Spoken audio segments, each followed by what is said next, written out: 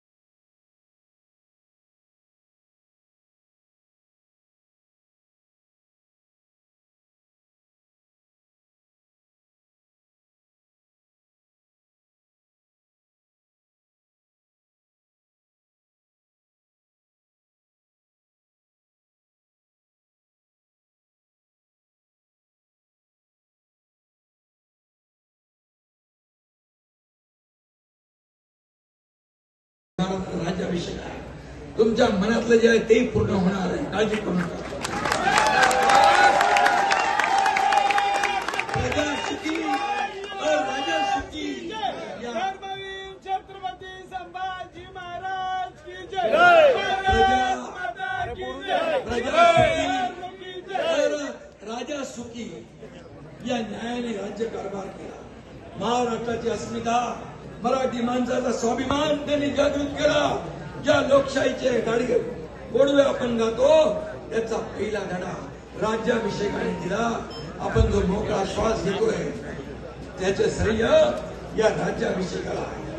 आणि म्हणून या राज्याभिषेकापूर्वी जालन्यात मुघलांची नाणी वापरावी लागत होती. जमीन मोजणी शेतसारा मुघलांच्या पद्धतीने केला जात होता. दक्कन मधली सर्व शासकीय कारभार फारसी किंवा उर्दू भाषेत चालायचा. महाराजांनी या सर्व प्रथा परंपरा मोडून टाकल्या, खंडित केल्या. महाराजांनी स्वतःची शिवराज्याभिषेक हे नवं कॅलेंडर सुरू केलं. स्वतःची सोन्याची नाणी पाडली. भाषा आणि संस्कृतीची घडी बसवली. शेतकरी कल्याण, महसूल व्यवस्था आणि प्रशासन यांची घडी बसवली. एक आदर्श घालून दिला शिवाजी महाराजांनी. आणि म्हणून परकीय भाषेचा प्रभाव कमी करण्याचा राजव्यवहार कोश तयार त्यांनी केला. शासकीय कामकाजात फारसी शब्दाऐवजी संस्कृत आणि मराठी शब्दांचा वापर सक्तीचा केला. जमीन मोजण्यासाठी शिवशाही काठीचा वापर करून जमिनीची शास्त्र शुद्ध मोजणी केली. बघा काय त्यांची दूरदृष्टी होती. दुष्काळ किंवा युद्धाच्या काळात शेतकऱ्यांना बैलगाड्या आणि बी बियाणांसाठी व्याजी कर्ज म्हणजे तगाई दिली जायची. सैन्याला सक्त ताकीद होती की मोहिमेवर असताना शेतकऱ्यांच्या फाजीच्या देटालाही हात लागता कामा नये. असा रयतेचा राजा, असा छत्रपती शिवाजी महाराज आपल्याला राजा म्हणून लाभले. महिलांचा आदर, धार्मिक सलोखा यासाठी महाराजांनी फक्त कडक कायदेच केले नाही, तर स्वतःच्या वागण्यातून उदाहरण घालून दिलं. त्यांनी जुनी जुलमी जहागीरदारी, वतनदारी पद्धत मोडीत काढली.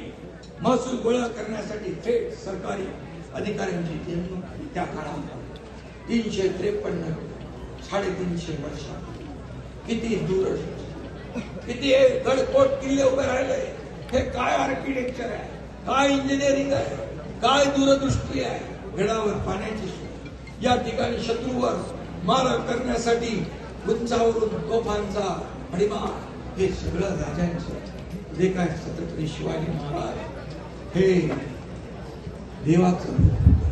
आणि म्हणून आपण सगळे भाग्यशाली आहोत. आणि म्हणूनच या ठिकाणी महाराष्ट्राच्या महाराजांच्या राजवटीचं सर्वात मोठं वैशिष्ट्य म्हणजे ते स्वतःला राज्याचे मालक न मानता रयतेचा सेवक मानायचे. ही सगळ्या मोठी. आणि म्हणून शिवाजी महाराजांच्या राज्याभिषेकामुळे संबंध देशामध्ये मुद्रा भद्राय राजते म्हणजे जनतेच्या कल्याणाचं नवं पर्व सुरू झालं.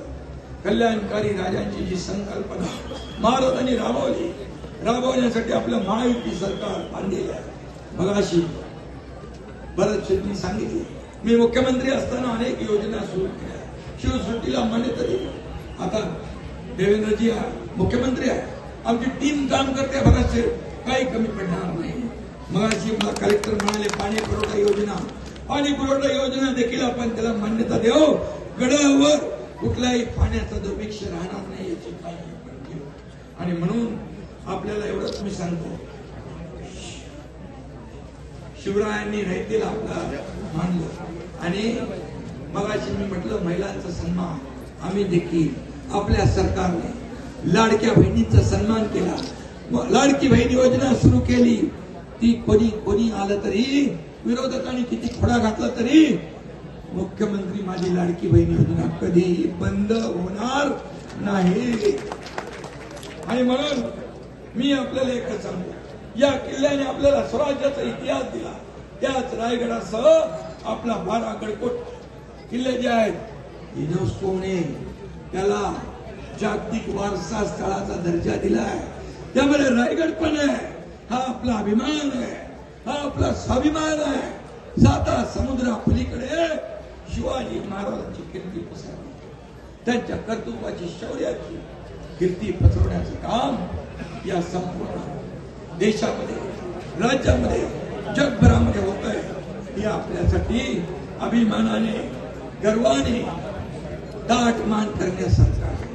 आणि म्हणून महायुती सरकारच्या केंद्रस्थानी सुद्धा लाडका शेतकरीचा आहे. आणि म्हणून यंदा पाऊस कमी होतोय, थोडा पुढे गेलाय, परंतु मी आपल्याला सांगतो, हे सगळे अंदाज जे आहेत, काही अंदाज आहेत पाऊस कमी पडेल, पण हे अंदाज सगळे चुकीचे ठरून चांगला पाऊस हो अशा प्रकारची आई जगदंबेकडे आपण प्रार्थना करूया.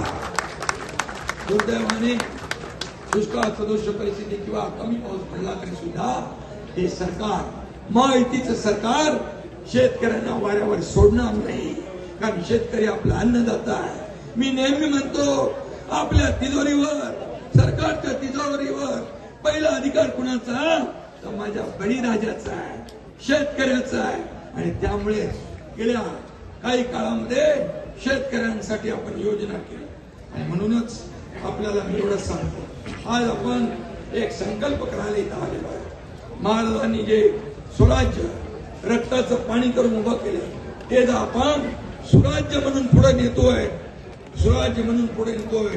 आणि म्हणून शेतकऱ्यांच्या बांधावर पाणी पोचवणं, गोरगरिबांच्या डोक्यावरचं हक्काचं छप्पर देणं, तरुणांच्या हाताने काम देणं, हीच खऱ्या अर्थाने आजच्या काळाची गरज आहे. आणि म्हणून ही शिवशाही आहे आणि ती उभी करणं ही महाराजांना तरी मानवंतांना करेल. मी काय, आमचे भरत शेठ आहेत, योगेश आहे, गोव्यावरून मंत्री आलेले आहेत, महापौर आहेत, हे आपले अक्कलकोटचे राजे आहेत, जिल्हा परिषद अध्यक्ष सगळे आहेत. आणि म्हणून आपण तर सगळे मावळे आहोत, शिवरायांचे मावळे आहोत. काल एक कार्यकर्ता म्हणून एकनाथ शिंदेने काम केलं, आज एक कार्यकर्ता म्हणून काम करतोय, उद्या एक कार्यकर्ता म्हणून काम करतोय. मी तर उपमुख्यमंत्री म्हणून आलेलो नाही, तर छत्रपती शिवाजी महाराजांचा मावळा म्हणून आलेलो आहे, शिवभक्त म्हणून आलेलो आहे. म्हणून शरीरात रक्ताचा शेवटचा थेंब सगळ्यांना जनतेची सेवा करणं हेच आपलं कर्तव्य आहे. आणि ते कर्तव्य आपण पूर्ण करू. आजच्या या दिवशी, पवित्र दिवशी, महाराष्ट्राचा सन्मान वाढवण्याचा निर्धार आपण सर्वांनी आली केला. आणि म्हणून या रायगडाच्या साक्षीने महाराष्ट्र पुढे जातोय, महाराष्ट्र देशाला दिशा देतो. आज वेग, गती, विकासाची कायम ठेवूया असं रायगडाच्या साक्षीने, छत्रपती शिवाजी महाराजांच्या साक्षीने आपण पूर्ण करूया, पुढे जाऊया. पुन्हा एकदा सगळ्यांना धन्यवाद देतो आणि सगळ्यांना शुभेच्छा देतो. राज्याभिषेक केला, राज्याभिषेक केला. धन्यवाद. जय जिजाऊ, जय शिवराय, जय महाराज.